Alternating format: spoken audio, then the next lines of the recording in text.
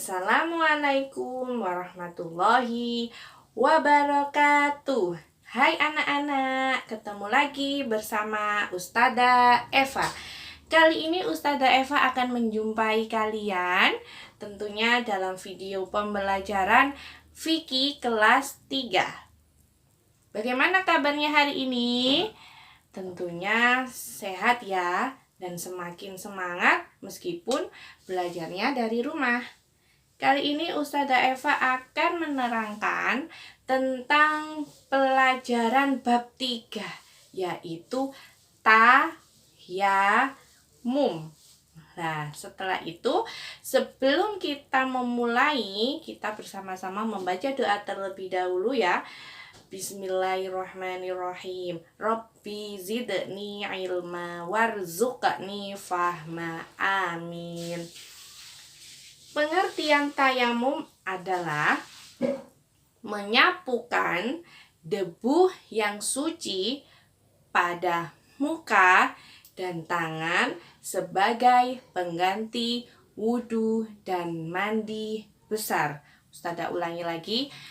Pengertian tayamum adalah menyapukan debu yang suci pada muka dan tangan sebagai pengganti wudhu dan mandi besar.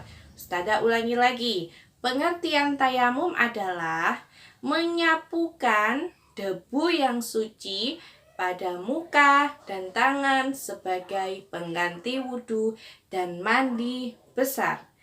Nah, banyak sekali ketentuan tayamum. Yang pertama, ada tentang rukun tayamum, ada syarat tayamum, ada sunnah tayamum, dan hal-hal yang membatalkan tayamum.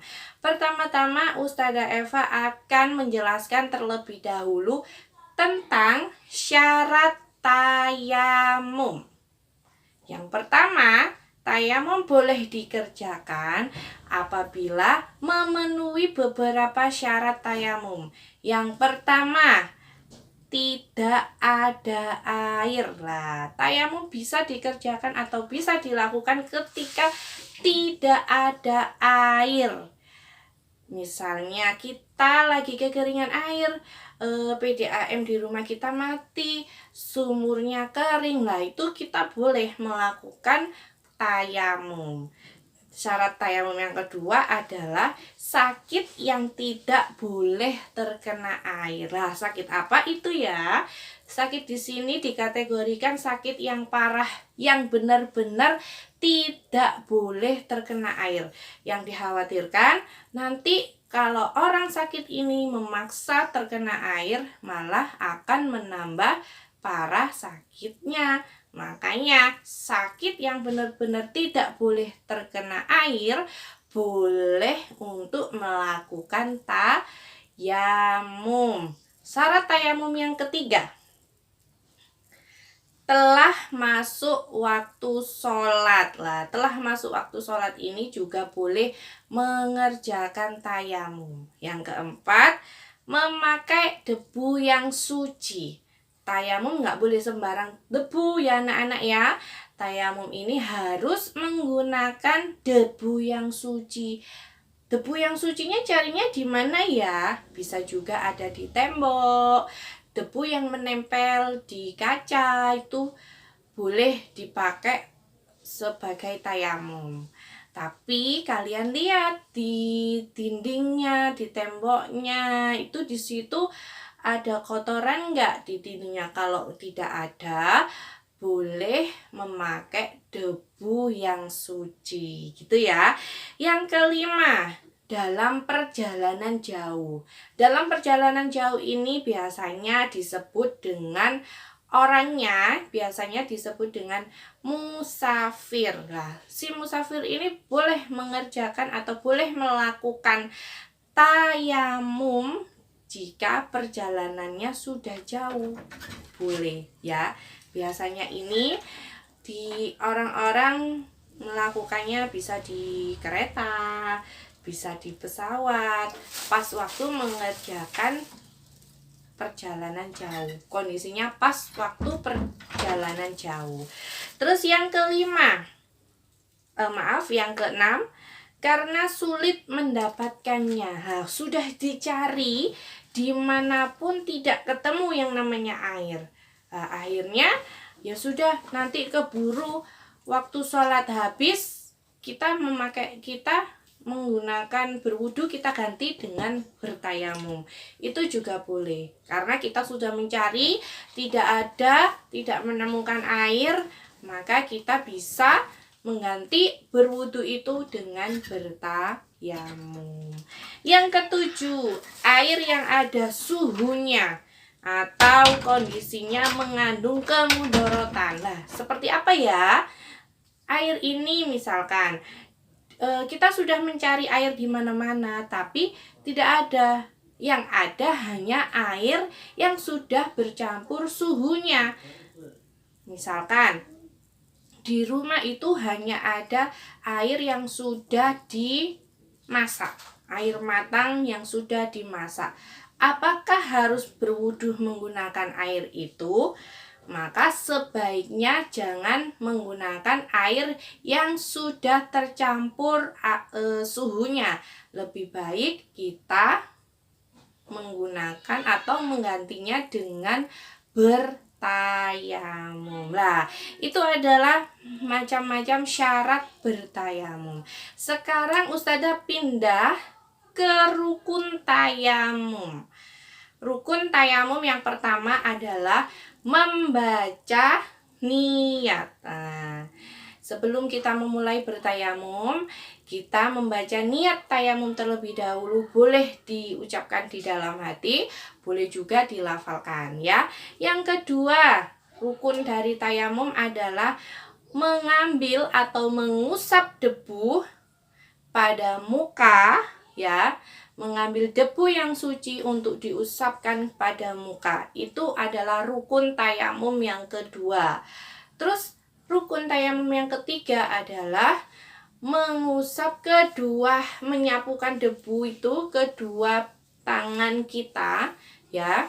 Setelah yang pertama itu niat tayamum, yang kedua mengambil debu yang suci diusapkan pada muka, dan yang ketiga mengusapkan kedua belah tangan kita, dan yang keempat rukun tayamum adalah tertib. Tertib di sini mempunyai arti yaitu urut. Urut itu maksudnya bagaimana, Us? Maksudnya dari kita niat. Setelah niat mengambil debu, terus ditiup atau ditepukan, terus diusapkan ke dalam muka, lalu mengusap kedua tangan, dan yang terakhir adalah tertib atau urut ya. Usahakan bertayamum itu harus urut. Sama dengan waktu kita berwudu juga harus urut. Tidak boleh tidak urut, habis niat langsung tangan, habis itu muka. Jangan, lebih baik tertib atau urut. Itu adalah rukun tayamum. Sekarang kita pindah ke sunnah tayamum. Sunnah tayamum yang pertama adalah membaca basmalah. Dalam bertayamum ataupun berwudu, kita disunahkan untuk membaca basmalah. Bismillahirrahmanirrahim. Lalu kita berniat mengambil debu yang suci, diusapkan pada muka dan kedua tangan. Itu syarat sunnah tayamum yang pertama.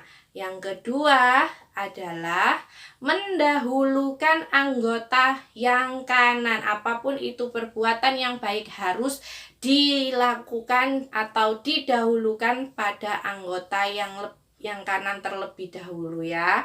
Karena itu juga termasuk sunnah. Kalau sunnah kan kalau kita mengerjakan sunnah, maka kita akan mendapat pahalanya ya anak-anak ya. Yang ketiga adalah dilakukan secara beriringan, secara bergantian. Habis muka, tangan didahului dengan tangan kanan, setelah itu tangan kiri, begitu ya anak-anak.